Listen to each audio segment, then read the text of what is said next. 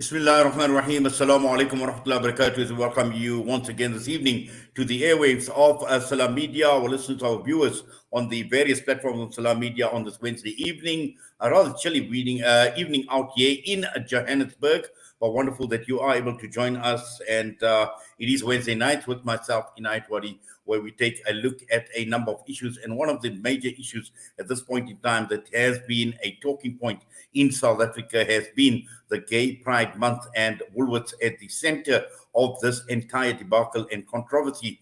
But before we even get there, we need to understand the agenda behind the LGBTQ movement. Now, not long ago, we knew that the gay rights movement was a small group, people struggling to follow their dispositions, and also at the same time, they were underdogs, vastly outnumbered, and a loosely organized group. And sometimes we know that they were subject to discrimination and abuse. But when one looks at the movement today, today's movement looks nothing like the band of persecuted outcasts. When one looks at this LGBTQ rights agenda, it has become a very, very powerful, it's become an aggressive force in society right across the entire world, starting off in America. And their advocates actually stand at the top of the media, academia, the professions, and also, more important, big business and billionaires that are funding this organization. One of them, and I did some research, was someone by the name of John Stryker, who is the grandson of Homer Stryker, who is an orthopedic surgeon. Now, they founded a medical surgical supply company, and they sold 13.6 billion in surgical supplies and software. And since then, John became the heir to the fortune, and to the extent that he has given more than $58.4 million to programs and organizations promoting LGBTQ related work. And these tentacles have actually spread across all spectrum of society, to the extent that looking at it from a political perspective, the impact, the influence on governments in Europe, in Central Asia, 54 countries had actually participated, and transgender Europe has become a voice for this community in Europe and Asia, and many, many countries right across the entire world have been participating. And this includes countries like Albania, Australia, Brazil, Chile, Colombia, Costa Rica, and many other countries right across the entire world. And these are initiatives to promote gender identity and also at the same time training people in political activism, in leadership, transgender law, religious liberty, education, and civil rights. Now, against this background, we see where this is actually coming to, and this is the reason why we in South Africa are now subject to the likes of Woolworths and Gay Pride Month and this agenda that is playing out. Now, our panel this evening that we have assembled, we have got Reverend Errol Naidoo from the Family Policy Institute. He is visiting California at this point in time. We've got Maulana Abdullah Hajat from the Jamaitul Ulama KwaZulu-Natal, and shortly we will also be joined by Maulana Abdul Khaliq Allie from the Muslim Judicial Council. And I see two of my guests are on screen right now. Maulana Abdullah Hajat, Assalamu alaikum and welcome. Wa alaikum assalam wa rahmatullahi wa barakatuh. Jazakallah, Brother Inayet, for giving us this opportunity. Reverend Errol Naidoo, we certainly do appreciate you taking time out. I know you are visiting family out in California. Congratulations on the birth of your grandchild, and thank you for taking time out and joining us. Thank you, Inayet. Thank you for inviting me, and it's good to be with you. Yes, Maulana, I'd just like to begin with you. And obviously, I've heard you've given a few talks, and one talk in particular that I have listened to of yours. And it is clear that this world is now moving into a different direction. It's taking to a different dimension where we are now exposed to so much. And it is clear that looking at what has been playing out, the Woolworths Pride Month campaign, and so much that is actually happening, the whole question surrounding unisex toilets in schools as well. So slowly, we see this agenda creeping in. And I had painted somewhat of a picture as to the powerful forces behind this agenda, promoting this agenda. Maulana, just your thoughts initially, just to introduce, what your thoughts are regarding this particular issue that's playing out. Jazakallah Inayet. Assalamu alaikum wa rahmatullahi wa barakatuh. Rightfully, and as you correctly said, there is definitely an agenda that is playing out, and an agenda that is put out there to normalize something that in logic will also tell you cannot be normal. If you look at the agenda the LGBTQ community is trying to promote, it's actually, they have a 3-step agenda. And when you do research on this agenda and you see the LGBTQ community and the agenda that they're trying to bring forward to normalize their movement and to normalize what they want to see coming and becoming part of the world and becoming part of whatever people are doing in the world, is to convince people that to be LGBTQ, to be a person that is lesbian or gay, and sorry to use the words, to be that type of a person is normal and there's nothing wrong with it. And part of the agenda, as I mentioned, it is a 3-step agenda. They have 3 steps in trying to promote this agenda. And obviously with that, the agenda is 3 steps, but then they have a 7-point strategy, which I don't know if you will have the time to discuss. But nevertheless, just to very briefly speak about the agenda that the LGBTQ community has is 1, to desensitize, 2, to convert, and 3, to paralyze. Now let me just explain that, if you allow me, in a few minutes. 1, to desensitize, and that is what we see actually happening in the world today, that to normalize the movement to such an extent that nobody considers it taboo. So the Pride March that we see happening year on year, support that they seem to be getting from Western society, as well as the promotion of this community, the LGBT community that we see happening in different spheres. This is all part of the desensitizing nature. And mind you, it is even coming into our education system to everybody feel that it's totally normal. So that is the desensitize, that normalize the movement so much that nobody considers it as taboo.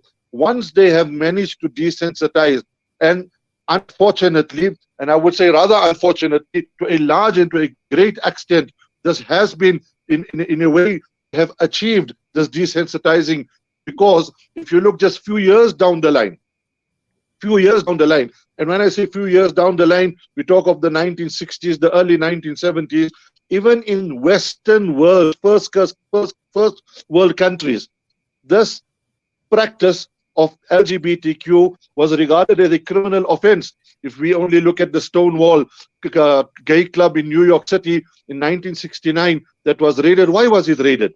Which was actually, in my humble research, the stepping stone towards coming up with something that is called the Pride March, but that we will discuss another time. So once they've got the desensitizing, then they convert. Then they condition the mind of people to grow their support base.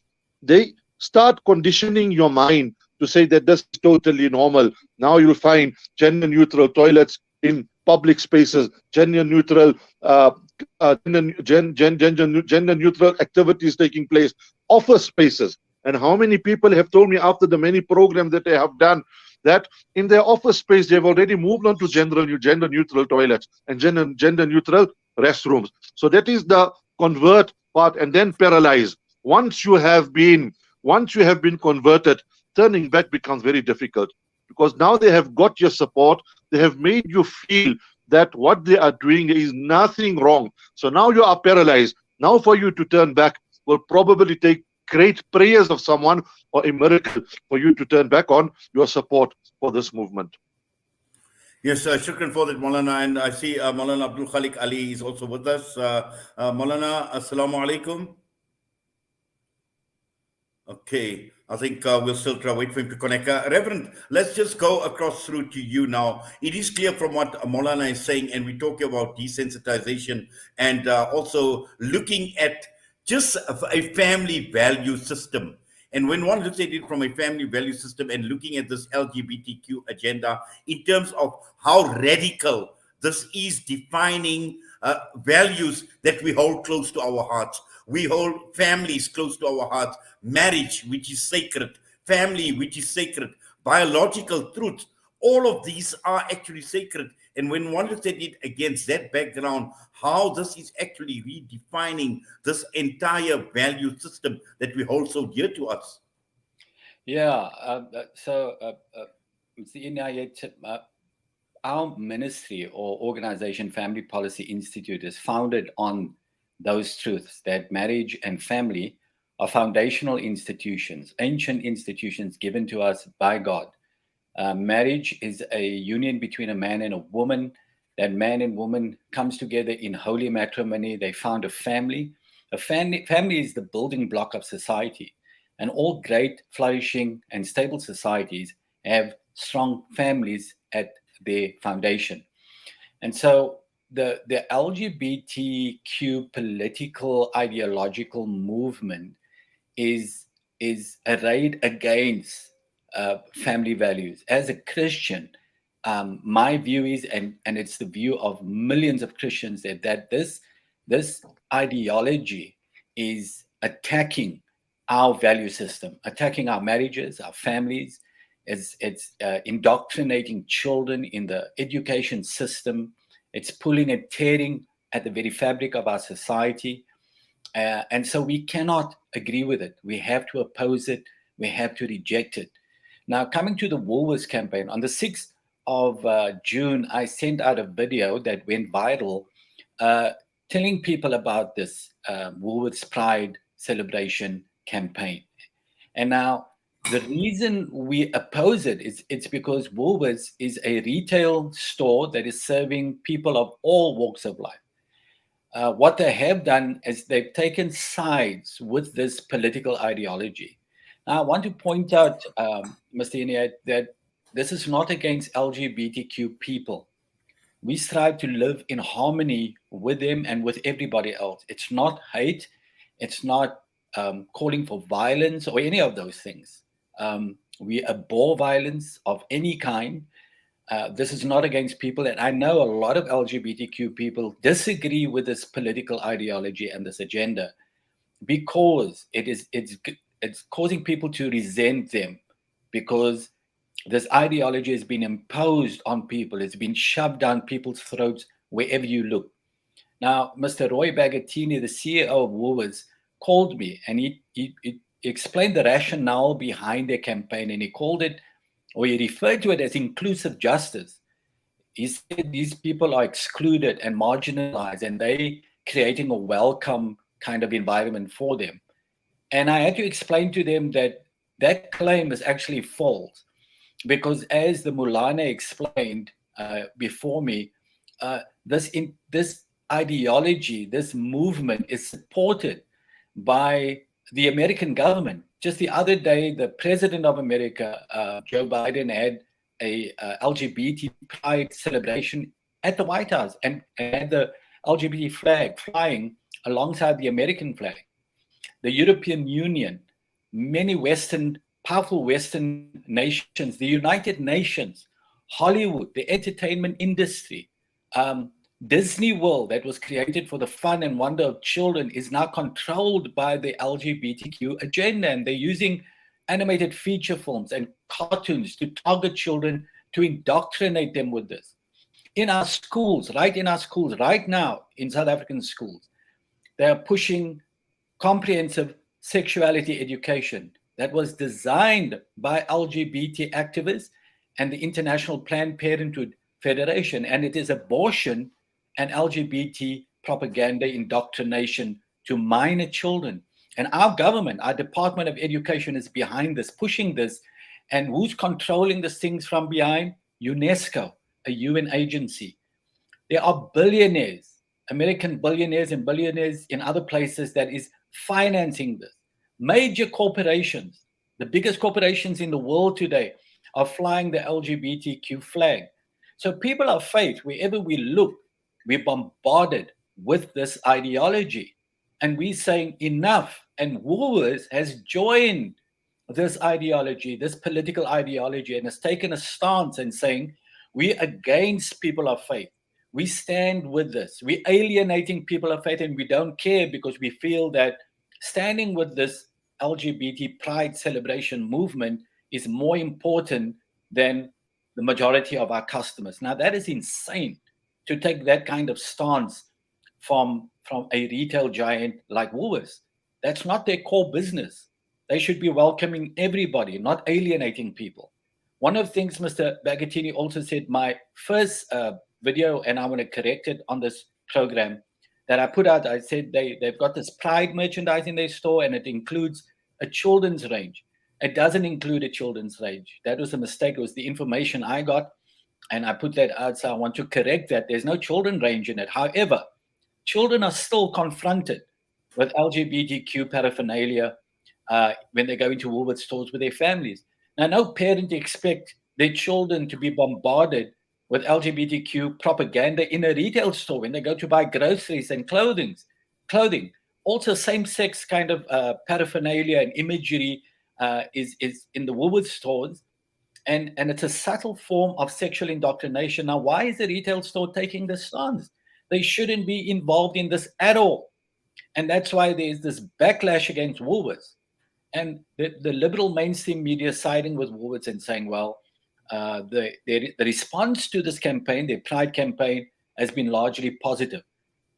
This is gaslighting people. It's lying to people to saying that most people agree with it.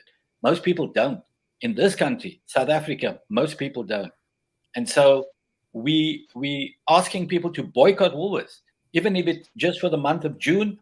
Boycott them, make them feel the error of this policy that they've adopted, make them understand that we cannot support, as people of faith, we cannot support this, not because we're against LGBT people, but because we're against this political ideology that is driven by foreign powers and has been imposed on us and our children. Thank you for that, Reverend. And I see Maulana Abdul Khaliq Ali is on screen. Maulana, assalamu alaikum and welcome. Walaikum salam wa rahmatullahi wa barakatuh, Haji Inayet, and good evening to Reverend Errol Naidoo, as well as to assalamu alaikum Maulana Abdullah Hajat, and to all of you. Yes, Maulana, I'd like to bring you straight into the discussion, and obviously looking at South Africa and looking at our background and where we have come from in South Africa.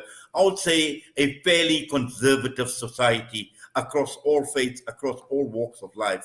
And in recent times, with the movement, with the LGBTQ movement, obviously this now paints a completely different picture in terms of where our society is and where this society is likely to go. And as people of religion, as people of the cloth, as people who hold on dearly to a certain value system, looking at where we are, Maulana, and against the background of Woolworths, and I know the MJC has been involved, the MJC has had discussions with Woolworths as well, just looking at it, purely from a South African perspective, a societal perspective, in terms of this movement, the dangers and the likely impact, what possibly disastrous consequences this could actually have on society in general. Indeed. Bismillahir Rahmanir Rahim. In the name of Allah, most merciful, most gracious, and we send our salutations upon all the prophets of Allah and our beloved Nabi Muhammad sallallahu alaihi wasallam. I fully agree with your honorable selves that we are a very religious and a conservative South African society. By and large, our people are people who attend our masajid, the Christian community attend their churches, and people hold on to their faith. Now, this particular whole entire issue of LGBTQ are being pushed and shoved down the throats of every South African and every religious person and every conservative person. And a person need not to have been a conservative person, but just morally righteous to understand the evil of what this particular group of people are wanting to project and to shove down our throats. And therefore, as the religious people and as the Muslim community, we see it as our duty and our responsibility on behalf of all people. Obviously, we believe in the text of the Quran and the teachings of the Prophet Muhammad sallallahu alaihi wasallam, and ultimately this guidance is meant for humanity. It is a period in time that we have to be very firm and steadfast and very determined that we will stand against this fitna, against this evil. And it cannot be called other, but it's evil. It is sin. And therefore, it requires from all of us to stand collectively as a people and as a community. I mean, the mere fact that this particular month, the Pride Month, it was meant to project this particular image and almost to say that it is accepted by South Africans. Therefore, on behalf of the Muslim Judicial Council, we, obviously as a judiciary, it is our duty to engage, and we have done so to engage Woolworths to say that we totally object to this particular promotion of the clothing, the textile, and whatever they have promoted in their shops. And our engagement has placed us in a position where we were able to raise our opinion, not only on behalf of the Muslim community, but on behalf of the Woolworths staff as well, behalf of not only the staff and the Muslim community, but also the African people across the board. And I'm glad that we were able to have sat down, engaged with them, and our statements, as well as a statement that was issued by Woolworths, could speak about our extent of frank and open discussion with their business leadership. Shukran for that, Maulana, and we'll bring Maulana Abdullah Hajat back into the discussion. Now, Maulana, you mentioned the 7 points, and clearly, I know you've got limited time as well. So we'd like to maximize, with your presence and the value that you will add to this program, inshallah. And just to continue, and Maulana, just some of the key issues, some of the critical issues that you wish to highlight. Bismillah ar-Rahman ar-Rahim. Very quickly, what I would like to, I spoke about the agenda, and obviously any agenda has a strategy. And the strategy has been very well thought.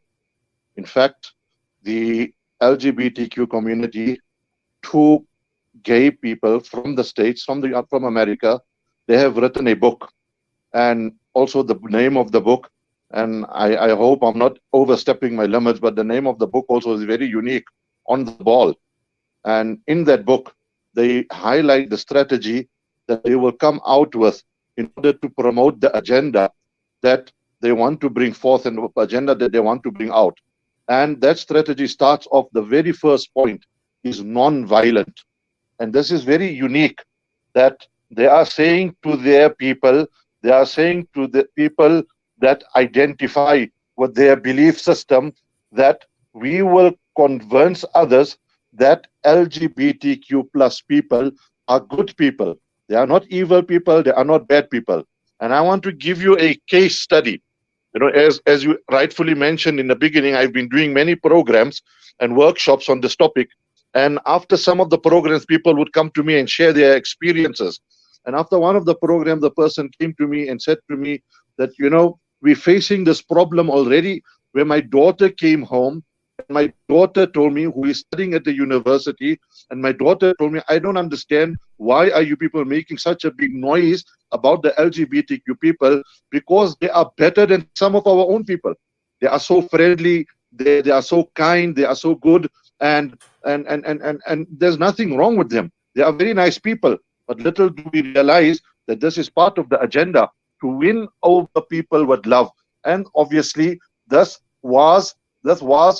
is the strategy that people use if you want to win anybody over. And I say that without any pun intended. Secondly, is that to discuss it so much, part of their strategy, to discuss it so much and talk about it so much that it becomes the norm. That if you take, for example, if you just take for the brand Coca-Cola, did any person from Coca-Cola company come knocking on any of our doors and telling us that this is our brand and we must drink this brand? No. You won't find that happening. But yet you will find amongst the most popular soft drinks in the world, it is Coca-Cola. Why? Because they throw it in your face so much. They talk about it, adverts about it. In movies, you will see adverts about it. On the billboards on our roads, we will see adverts about it. And you will see it's thrown in your face so much that Coca-Cola has won the hearts of people in that way, that people are attracted and going towards drinking Coca-Cola. So discuss it so much that it becomes the norm. The third is don't hide. The third strategy is don't hide. Let everyone know what we stand for. That if we are gay, we are lesbian, or we are part of the trans community, then we cannot hide this anymore. Up to a time it was hidden. People never came out openly. But now the strategy is that come out, don't hide. Let people know. Why? So that people can see the support we have garnered, the support that we have got, and how many people are joining us and are with us in as far as this complete this evil is concerned, as I would put it. And then the fourth thing is recruit. Win people over in deed or in support. And this is a very important point.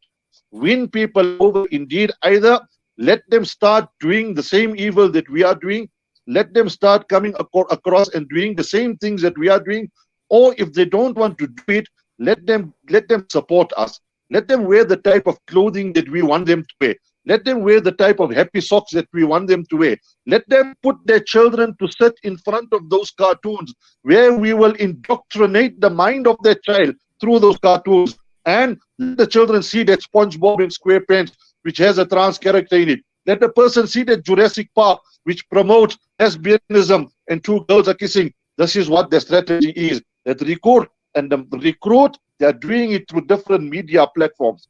Then cancel.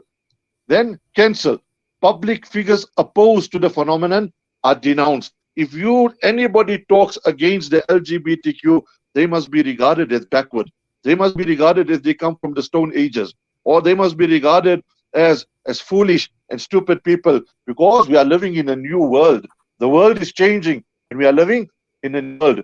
And the seventh strategy that they have is to reinforce, frequently remind the public about celebrity endorsements. That look at the celebrity, look at the sports star, look at the movie star, look at that pop star. They are gay, they are lesbian, they have nothing to hide about it. So there's nothing wrong with being gay. There's nothing wrong with being, and as the Reverend has mentioned, this is where the values are being stolen. In adopting the strategy, in promoting the strategy of theirs, they are stealing the very values of the lives of humanity. And as the Prof also correctly and rightfully said, eating at the very fiber of our society. Shukran for that, Maulana. And just to get back to Reverend Errol, and it is clear from Woolworths' response that they have set their record straight. They are not going to back down in any way whatsoever. And we know that Woolworths is feeling the heat from a financial perspective, but there seems to be a lot of arrogance on the part of Woolworths when one sees the response and their total refusal to actually back down or even consider other feelings, other thoughts, and other value systems regarding this entire debacle. Just looking at it from a societal perspective, Reverend. And this is important because we know from a religious perspective, and we've got people like yourself, who's the Reverend, we've got Maulana Abdul, Khaliq Ali, Maulana Abdullah, Hajat, religious people. We understand from a religious perspective, the religious texts are actually clear on this issue. And there can be no debate. There is absolutely no doubt whatsoever looking at it from a religious perspective. But just looking at it from a societal perspective, and the alarm bells are there, the warning signs are there, the flags have been raised. And what should society be actually looking out for? How should we be reacting? Yeah, Mr. Inayet, I can only speak from a Christian perspective. And the Bible commands us to love people, regardless of their sin, their lifestyles. We love people. So we're not against them. We live in a constitutional democracy like South Africa, where everybody's rights are protected. Rights and freedoms are protected. So LGBTQ people can live their lives. They're free to live their lives as they see fit. In the privacy of their bedrooms, that's between them and God. but they have no right to shove their lifestyle choices down the throats of other people. They cannot coerce and compel us as people of faith to accept, celebrate, or affirm their lifestyle choices, because we don't. We simply disagree with it. The Bible tells us that homosexuality, transgenderism, all the other things, it is sin. It is sin in the face of a holy God, and sin is what separates us from God. And so the grace of God is available to all people, including LGBTQ people, to repent of that sin. So the difference between us, Christians, and the LGBT community is one thing, is that we repent of our sin. We say, God, we are sinners, and we depend on your grace for forgiveness. LGBT people are saying, no, we celebrate our sin, and we force others to come alongside us and help us celebrate our sin. And we declare it a human right. And so if you look at what Woolworths is doing, and I mean, this campaign is called Pride. So the pride and the arrogance that is part of this campaign, and what you're seeing from Woolworths management, it's all arrogance. It's all pride. It's saying, you don't know what you're talking about. We're right. Only we are right. We are this retail giant with billions. And so we have to be right by virtue of our power and our force. And so the South African community and shoppers and consumers must come in line with our agenda, with what we believe. So there is a pride and an arrogance to that. The Bible in the Old Testament says that pride goes before destruction, and a haughty spirit before the fall. And there's a warning also in the Bible, in the book of James, that says God resists the proud, but he gives grace to the humble. So God will resist this thing, and anybody that aligns with this political agenda, it is a militant, aggressive political agenda that is everywhere. And I think the most insidious aspect of this is the targeting of children, sexually indoctrinating children. There's a lot of LGBT people that disagree with this. There's a group called No Pride, Gays Against Groomers. They're against the grooming of children, the targeting of children in the education systems by Disney, by many other factors. There's a whole move now to redefine pedophiles as minor attracted persons. There's a movement to normalize and naturalize this kind of behavior. So we see it everywhere, and it's attacking our families. It's attacking our marriages. It's attacking us in every way, and it's saying that if we don't agree with it, we're bigots, we're hateful, we're homophobes.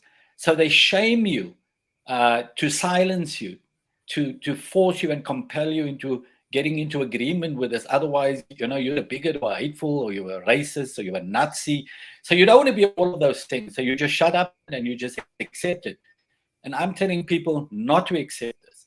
It is not right. We have to stand on our beliefs, our deeply held beliefs and convictions. We believe in God. God has judged homosexuality to be a sin. We don't do the judging. God is the judge, the ultimate judge. We just come in line with God's word and we say, Lord, you say that homosexuality, we believe it. But he also says fornication is a sin. He also says adultery is a sin. We believe all of that. Now, what if adulterers come to us and say, well, if you don't agree with my adultery, then you're a bigot and you're hateful and you discriminate against me? Are we going to agree with that because people are calling us names or making wild allegations? No, we stand on what is right and what is proper, and we protect our institutions. We protect our eternal institutions like marriage and family. We protect our children against this onslaught, this militant political ideology that's coming from just everywhere. Television, movies, cartoons. Everywhere you look, major corporations, it's just relentless. And so they've got the force and the money behind them. They've got billions behind them. And Mr. Bagatini of Woolworths is saying, They are excluded and marginalized community. How can they be excluded and marginalized when they're everywhere in the world? Everywhere you go, H&M, the store H&M in South Africa, they part of this agenda. They're pushing it. Starbucks, they are part of this agenda. They're pushing it. Woolworths has now embraced this LGBT agenda. And all we're saying to Woolworths is, you have alienated people of faith. You're flying this flag. You have taken sides with this movement. You call it inclusive justice. We say it is not. You're indoctrinating us. You're pushing this agenda down our throats, and we say no to it. And so we won't support your stores while you do this. And I think that is a reasonable thing to do. And it is our right. Woolworths has a right to embrace whatever ideology they want to. We have a right to say, no, thank you. We'll go shop somewhere else. And that is what's happening. And we call people to intensify the boycott against Woolworths all over the country. Even if it's just for the month of June, while they're doing this, intensify the boycott so that Woolworths get the message. You cannot shove this down our throat and just call it a nice name like inclusive justice, because giving bad policy a nice name, a good name, sounding name, doesn't make it any more better. It's still bad policy. Thank you for that, Reverend. And we'll bring Maulana Abdul Khaliq Ali back into the discussion. Now, Maulana, your engagement with Woolworths, and you've made it clear from the MJC's perspective for Woolworths to stop doing what they are doing as far as this Gay Pride Month is concerned. And we've seen it right across the entire board. We've seen even the Christian community. In fact, there's a reverend who had actually tweeted, and the reverend made it very, very clear to Woolworths, saying that, and I'm just picking up this, where the Christian customers are actually fighting back to Woolworths as well, telling Woolworths, you have never spent so much money as you spend on Pride Month to promote Christianity or Islam or any other group. Does it mean we are less important to you? I am for against unfair discrimination against anybody, respect, equality, and treat us equally. Now, these are the type of sentiments that are coming through, Maulana, like we've seen from the past as well, telling Woolworths that you haven't spent money on anything else. You never promoted anything else. Why are you spending all this money on this Gay Pride Month? And just your engagement as the MJC, you've written to them, and just to get an idea as to how did that engagement go, and your thoughts, Maulana, on the response from Woolworths. Yeah, so Alhamdulillah Rabbil Alameen, you know, one of the points that we did raise, when they raised the issue of inclusive justice.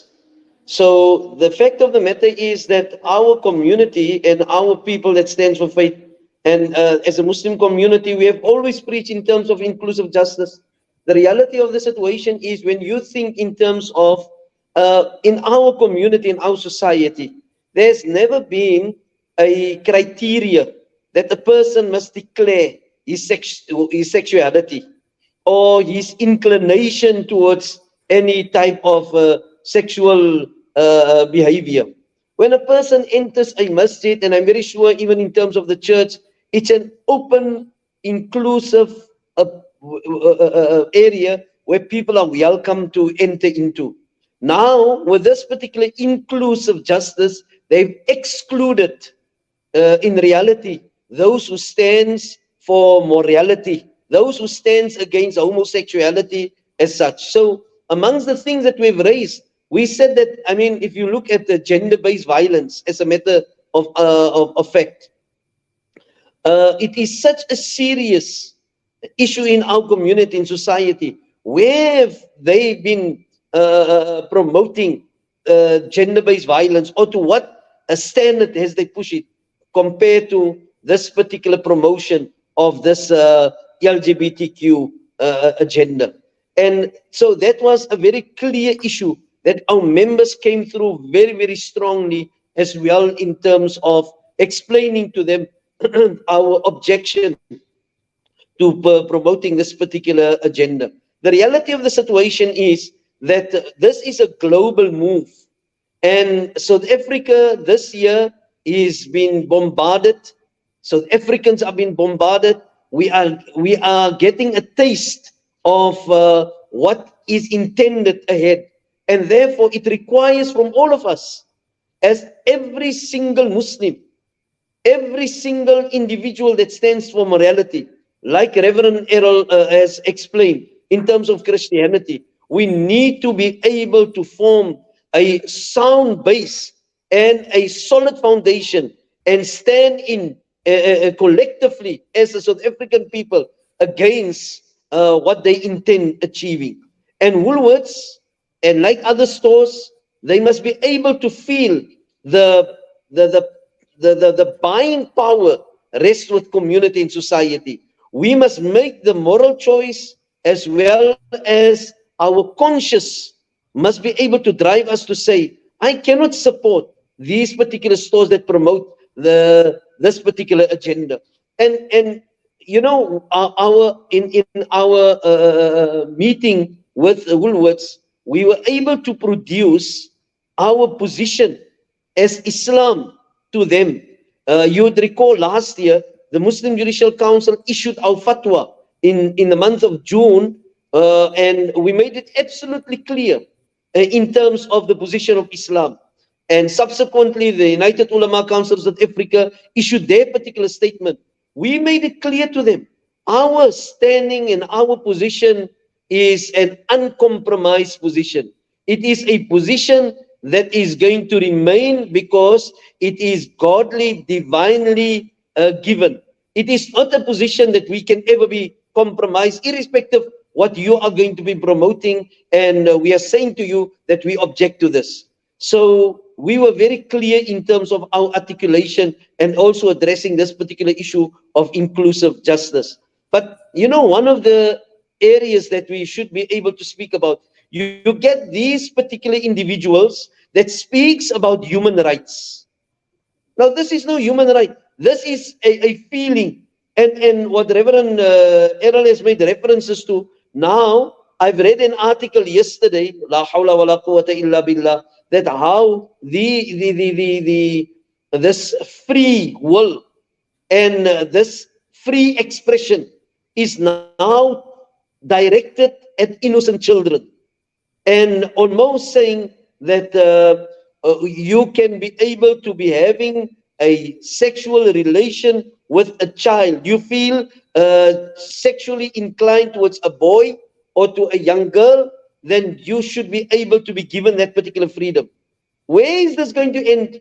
La hawla wa la quwwata illa billah. Stand principally on that what is Islamically correct, what is divinely driven by our religions and by Islam, and we shall be a safeguarded community. You have people that wants to promote that there is a right, a freedom of this particular expression. This is no a freedom of an expression. This is rather a sexual tendency that people want to generate within themselves and wanting to justify it. Allah subhanahu wa ta'ala, the basis of our morality is Al-Quran and Sunnah. So when the Quran speaks, Bismillah ar-Rahman ar-Rahim, that you should not go near to that what is regarded as fornication or adultery. And the Quran says, Innahu kana fahisha wa sa'a sabila. It is the worst of things. Now, Allah Tabaraka wa Ta'ala declares the sodomy in a very same as Allah declares that of fornication and adultery. And you know, the sadness is that the teachings of Islam is such that you don't go out and promote your sin. Nobody and any person who has, Allah protect us, who has fornicated last night, go out and promote and say, I have slept with a strange woman, or I have had an illicit relationship. There is some sense of where you want to protect your sin or your transgression. In this particular instance here, with the promotion of the LGBTQ agenda, it is saying that I am standing for homosexuality. There is so much of arrogance in this particular promotion of it. And rightfully, I mean, our members has pointed out here that it is now all over where this particular promotion is taking shape within this the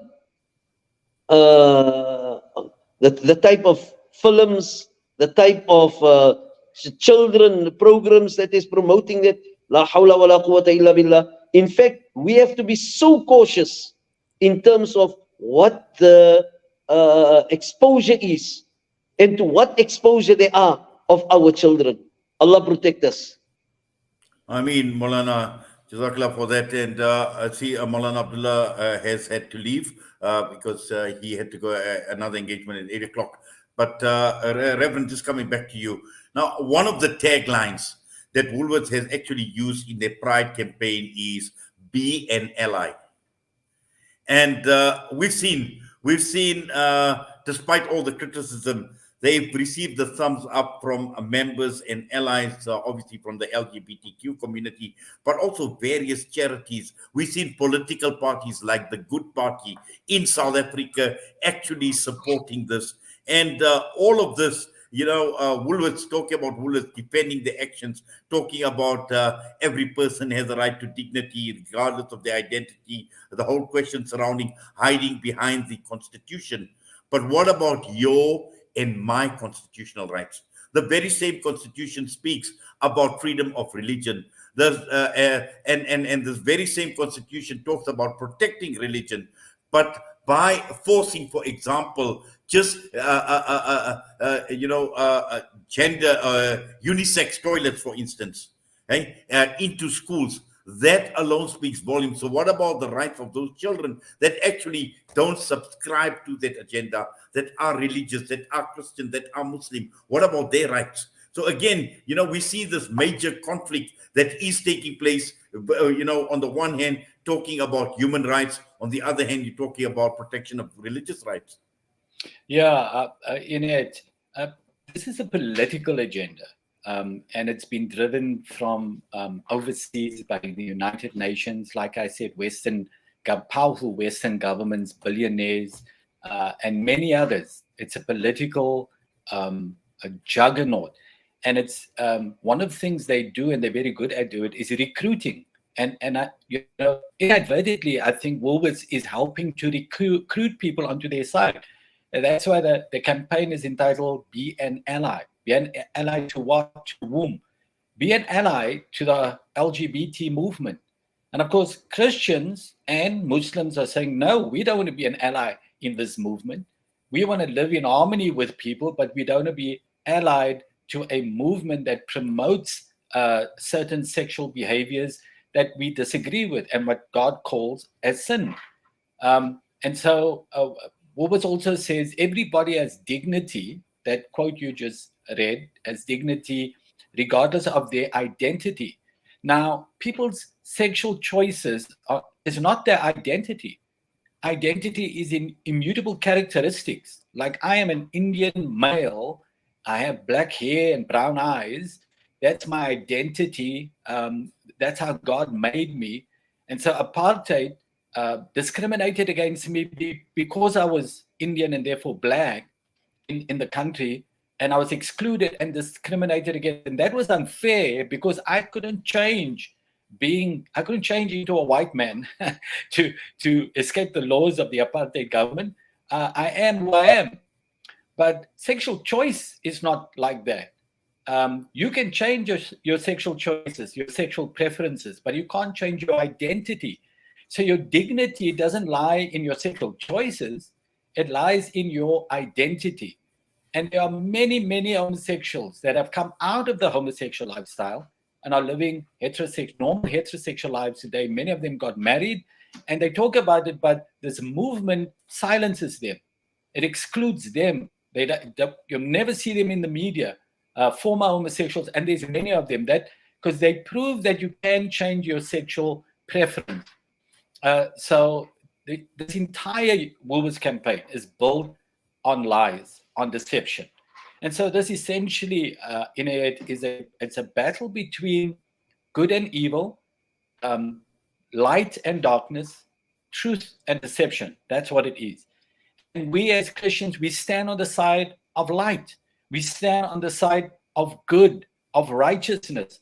We are all sinners, all of us, everybody. We are all sinners, but we We put our faith in Jesus Christ, and through that belief in the finished work of Jesus Christ, we believe that we are forgiven because we cannot save ourselves by the things we do. We cannot make ourselves righteous. But that grace is available to everybody, all the LGBT people, that grace is available to them. And so they can repent of their sins and turn away from it and live righteous lives if they wish to. But if they wish to remain in their lifestyle and say, we want to live as homosexuals and we want to live like this and we want to do all these things, then that's up to them. That's their choice. God gives them the right, man-free choice. But you have to pay the consequences for your choice. But again, I want to repeat that no person can force their beliefs or their sexual choices on other people, especially children, innocent children. And that is what's happening in our schools today. In our education system, the Western Cape schools, the DA government is pushing sexual orientation and gender identity policies on our children. And it's forcing children to comply with this agenda. The National Department of Education, they want to, they're going to be tabling a bill soon where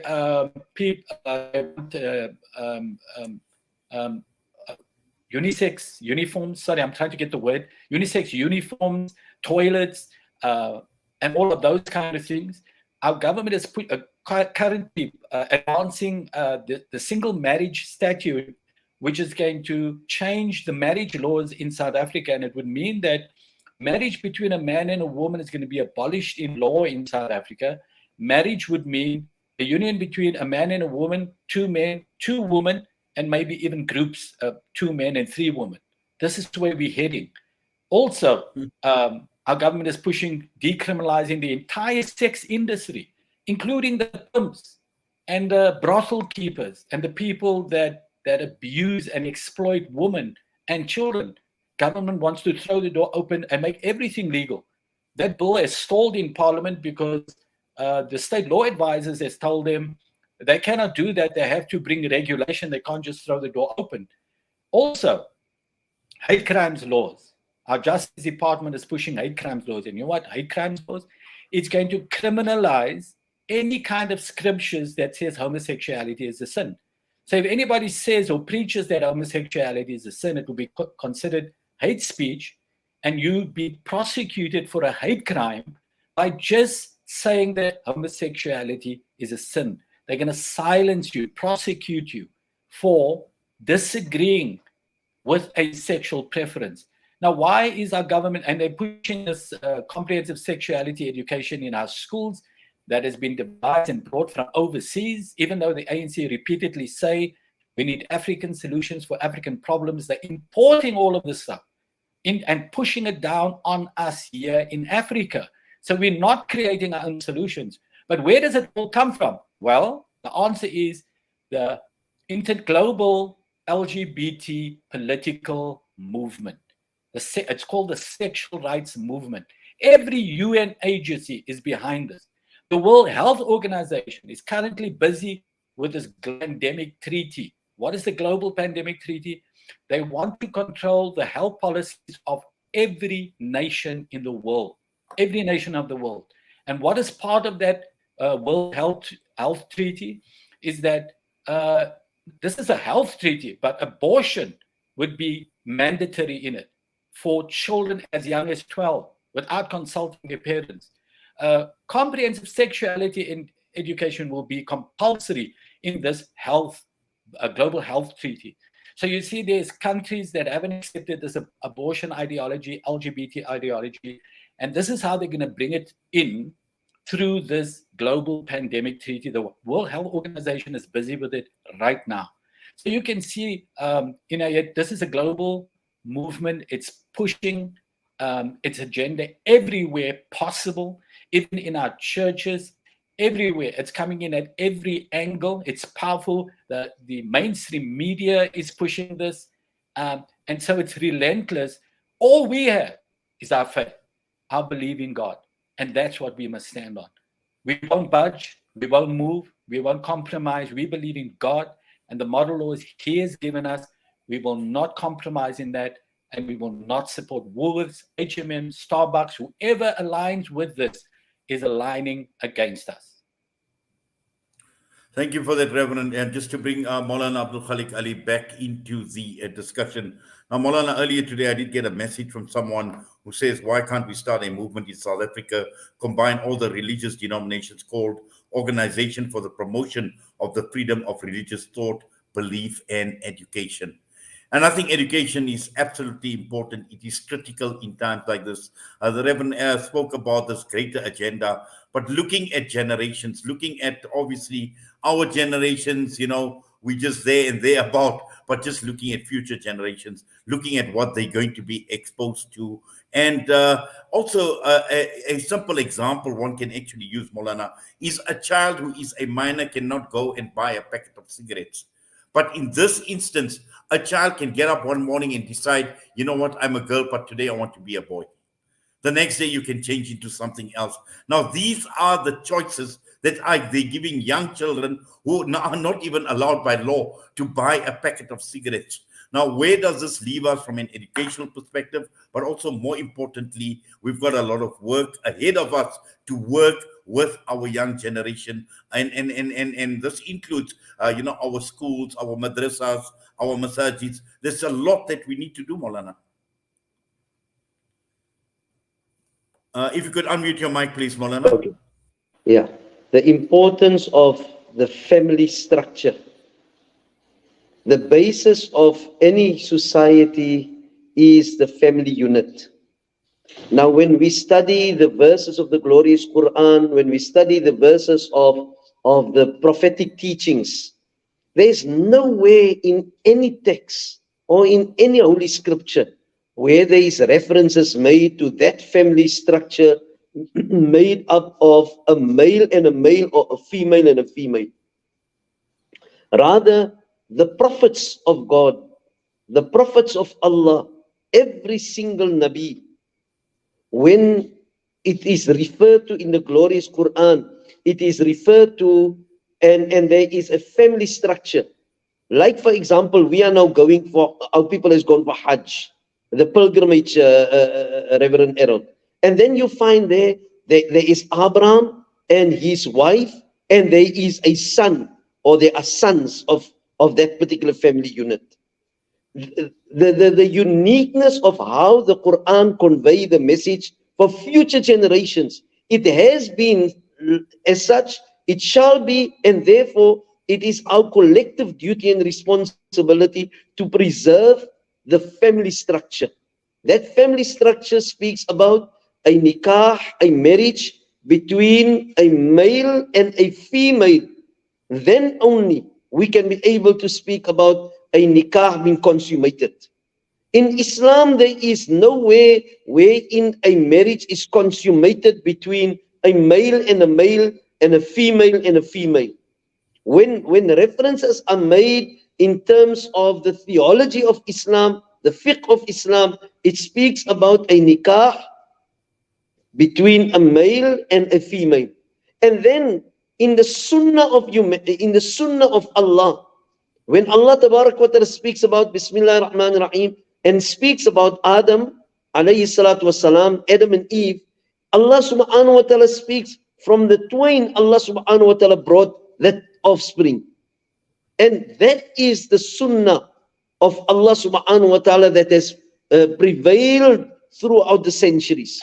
And that is what we need to preserve and protect for the future generation. And so when we speak about the subject of our education and awareness is very important. You know, the points that our Honorable Maulana Abdullah Hajat made, those are fundamental issues. And yes, we cannot deny if there is where a person has some inclination to the same attraction to the same sex, then our fatwa speaks about that. Our mufti, when he issued this particular fatwa, he made it absolutely clear. Like in an instance when a male, a strange man, feel attracted towards a strange woman. And in that instance, the call to such an individual or such individuals would be that you must curb your desire to one another, to each other. That is what Islam teaches us. You need to lower your gaze. You need to be entering into siyam and fasting. You need to be able to go against your desire. So if there is such inclination towards a same-sex type of a relation, then what is required? There is guidance from the Quran. There is guidance from the Sunnah of Rasulullah sallallahu alaihi wasallam. And so we don't write off a person with such inclination. Rather, there is an opportunity where such people are being called upon to say, we invite you, sit with a counselor, sit with an imam, sit with somebody that you can be able to speak your mind and you can be able to express your feelings to, and that can be able to provide you the guidance. So the issue pertaining to preservation of humanity, and therefore this is such a serious violation. It is a violation against the wellness of humanity, of the human being. This is a direct attack on the future of human beings. Can you see a homosexual relation or a lesbian relation where it preserves the integrity of a family structure? Or where you preserve or can be able to imagine there is going to be an offspring from such a relation? You cannot fathom that, because it is unnatural, it is abnormal. That is not what Allah Tabaraka wa Ta'ala has ordained for the futuristic and of humanity and the generations that is ahead. Therefore, this particular LGBTQ is directly against the very basis of the human being, the future of the human being, the offspring from a family unit. And we must stand strongly opposing anything to do with this particular agenda. And it is fundamental, Haji Inayet, that we need to start speaking with our children. What is required from us is to have open discussions with our children. It is no longer where we can be able to shelve these particular discussions and leave it for them to be indoctrinated, influenced at a school. As we just heard, the Reverend made the references to what is happening in terms of these new legislation that is attempted to be passed. We must stand strongly against this. And so when you speak,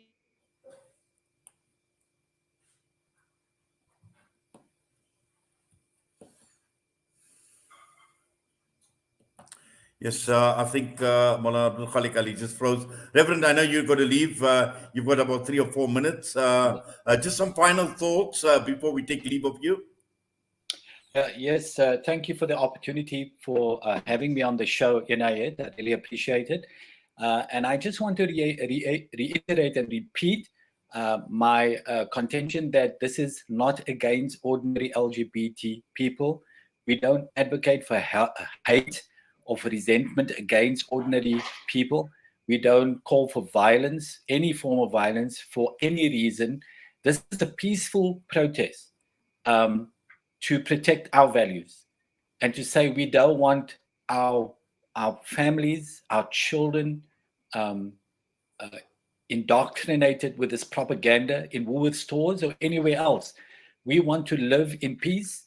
We want to live in harmony with LGBTQ people, and we don't want to impose our lifestyles on them. So we don't, by the same token, we don't want this militant political ideology enforced on us and our children. It must stop. And the only way it's going to stop is if people take a stand and say no more. We're not supporting this. We're not going into Woolworths.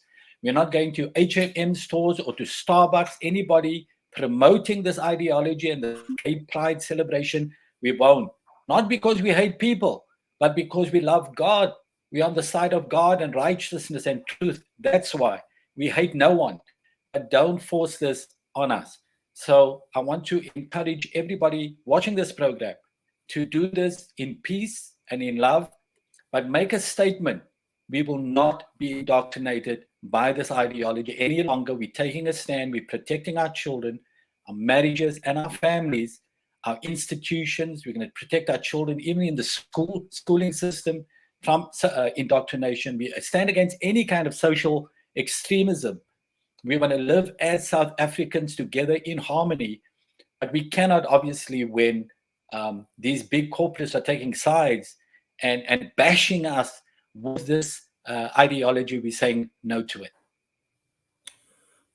Well, Reverend, thank you very much for that, and we do appreciate you taking time out. And I know you're away on holiday, but taking time out and being part of this panel discussion right here on Salam Media this evening. All the best to you, sir. Please take care. Thank you. God bless. Reverend Errol Naidoo, and earlier on we had, sadly, we lost Maulana Abdul Khaliq Ali and Maulana Abdullah Hajat had to leave at around 8 this evening.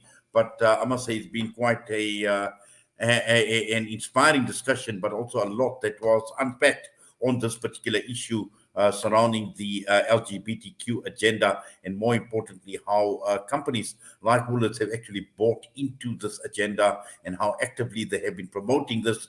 And as the Reverend correctly pointed out, is we need to be aware of these things. We need to be on guard, and these are all the panelists this evening has actually given us so much to think about. But more importantly, it's about the family unit, and this is where the foundation is laid. And we as parents, as grandparents, and we need to sit our families down. We need to educate. We need to have open discussions, as Maulana Abdul Khaliq Ali mentioned, with our children about this, because they are being bombarded in more ways than one through the schooling system, through the education system. And that is a scary part. And also at the same time, looking at all the other forms of media that children are exposed to these days. So these are things that we need to be watchful of, and we need to inform ourselves. We need to educate ourselves. I see Maulana Abdul Khaliq Ali has joined us to have the final word, inshallah. Maulana, I see Maulana's just frozen again. Maulana, are you with us? No? Yes, alhamdulillah. Yes, Maulana, I asked the Reverend for his final thoughts. Just Hello. some final thoughts from you, please, Maulana.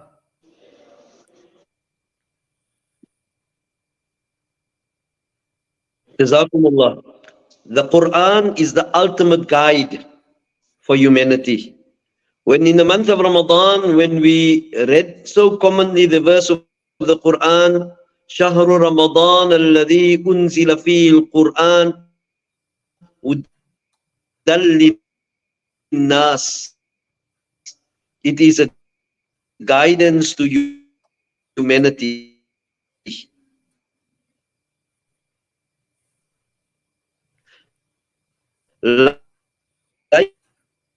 Likewise, our beloved Nabi Muhammad sallallahu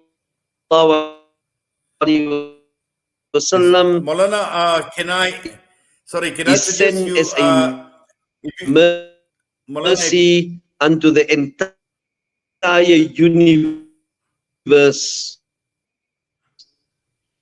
And so the basis of our guidance is Al-Quran was Sunnah.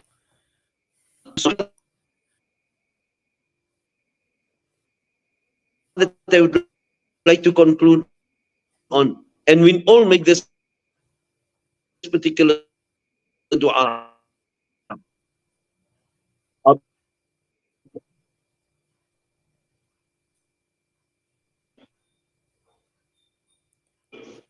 Yes, I think Maulana, we lost you there for a minute, but if you could just perhaps just switch off your cam, because sometimes with the bandwidth it does create. Okay, just trying to Maulana, just being on audio. Hopefully, we will get a better quality signal coming through from you. Idea for this particular program. There are much more of these programs required and needed, where we should have open discussions. And today at the United Ulama Council of South Africa's steering committee meeting, we spoke about this particular matter. Inshallah, there's some exciting projects that will be, inshallah, be launched. But let me speak about the fact that the Quran is the ultimate guide for humanity, because Allah declares it as such.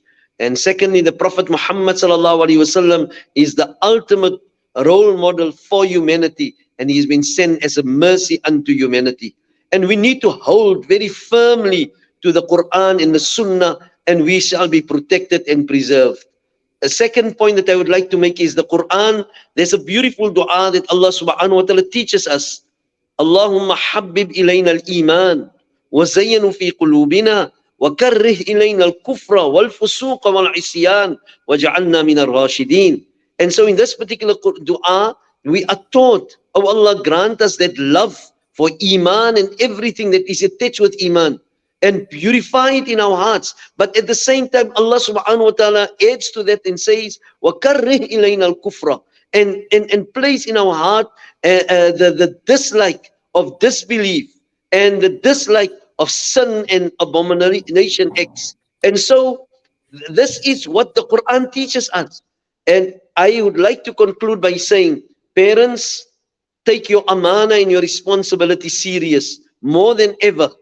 And our youth, be affiliated and associated with righteous people. We live in an age where we cannot mess around, because the path has become slippery, and it is very easy to slip in the day and age that you live in. But what will preserve and protect is our salah, our 5 times prayers. When Allah subhanahu wa ta'ala says to us, Inna salata tanha anil fahsha'i wal munkar, that what is it that will be able to protect us from sin and from those abominable acts, those that which are being projected by the LGBTQ, is our connection with Allah. Wallahi al-azim, we have faith and conviction in the Kitabullah. And our appeal to our leaders to our ulama is that be embracing. Our Rasulullah sallallahu alaihi wasallam was embracing. Remember that qissa and that story when one day a young man comes and he asks Rasulullah sallallahu alaihi wasallam for the permission to make zina. Rasulullah sallallahu alaihi wasallam did not chase him away or turn his back on him. Rasulullah sallallahu alaihi wasallam engaged this particular young man,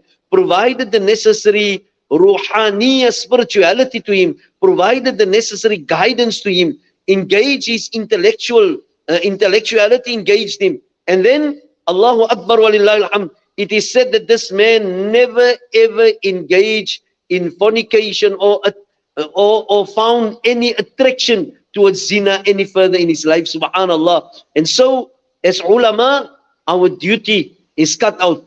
It is now time to put aside the trivialities. These are the critical, fundamental priorities for us as ulama and as leaders. My appeal to our ulama is, let us stand together. Let us unite. If you have received the communication from somebody to say that we as faith leaders must stand together, my appeal would be to the ulama as a start. As ulama, we need to be uniting. As ulama, we need to be able to showcase to our youth that we are one forum in their preservation of their iman and deen and their akhlaq and morals and values and identity. As ulama, we need to be able to connect with one another. And I'm standing here appealing to our ulama, put aside those particular matters that would be regarded as trivial issues. Rather focus on that, relating to our aqidah, relating to our beliefs, relating to this identity issue that has now become a crisis for humanity, and not only for Muslims. The guidance for humanity rests ultimately with Islam and the Muslim Ummah. May Allah subhanahu wa ta'ala let us rise to the occasion to show the leadership, to show compassion to those who may be inclined to this fitna, and to be able to take them by the hand and guide towards rahmah and mercy and compassion and kindness, because that is what Rasulullah sallallahu alaihi wasallam did. That is what he has taught us, and it is for us to embrace. May Allah subhanahu wa ta'ala let us understand our amana and our responsibility and our duty, and that we do so inshallah to the best of our ability. We will falter here, there and so forth, but it is for each other to remind one another, and so that we can be able to follow the path that will be able to preserve humanity, preserve the identity, preserve the family structure, preserve the haqq of a woman, the haqq of a man, our duty and responsibility to one another. And may Allah subhanahu wa ta'ala accept this noble effort of Salam Media this evening in bringing this particular matter together. Ameen, Ya Rabbal Alameen. Maulana, Jazakallah khairan so much to you as well. Allah subhanahu wa ta'ala accept, Allah reward your efforts, Maulana. And always your participation is extremely important. It adds just so much value, alhamdulillah, to the discussions that we have. And this is one of the biggest challenges of our times. And this is, we need to take heed of the advices. And also, more importantly, we need to be united in purpose when it comes to this matter and many other matters that impact on us as an ummah and impact on us as society and impacts on us as Muslims. So once again, Jazakallah Maulana. Assalamu alaikum wa rahmatullahi wa barakatuh. Wa alaikum salam wa rahmatullahi wa barakatuh. It was Maulana Abdul Khaliq Ibrahim Ali with us, ending off the program. And earlier on, we had the Reverend Errol Naidoo and also Maulana Abdullah Hajat in unpacking this entire debate and discussion that is taking place. But it requires a lot more. And this is something that is not going to go away in a hurry. We need to be vigilant about what is happening. But more importantly, we need to be informed. We need to be educated against the dangers of this ideology that is now taking, in fact, the world by storm, and it is actually like wildfire. It is actually being spread right across all corners of the world. So this is something that we need to be careful of as well. And with that, I'm going to be signing off. It's been wonderful being in your company, our listeners, our viewers on the Salam Media platform. We wish you well. Assalamu alaikum wa rahmatullahi wa barakatuh.